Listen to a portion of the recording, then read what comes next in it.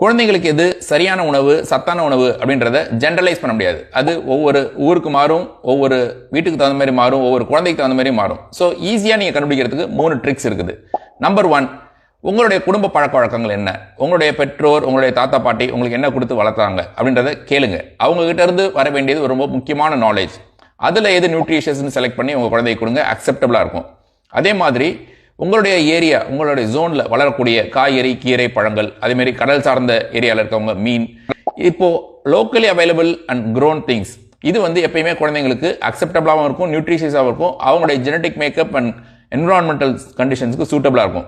எங்கேயோ நார்த் இந்தியாவில் விளையிற கோதுமையை நம்ம நிறையா எடுத்துக்கணுன்ற அவசியம் இல்லை.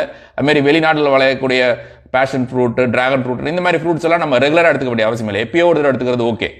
இது 2வது விஷயம். 3வது, உங்களுடைய நாலேஜை நல்லா இம்ப்ரூவ் பண்ணிக்கோங்க.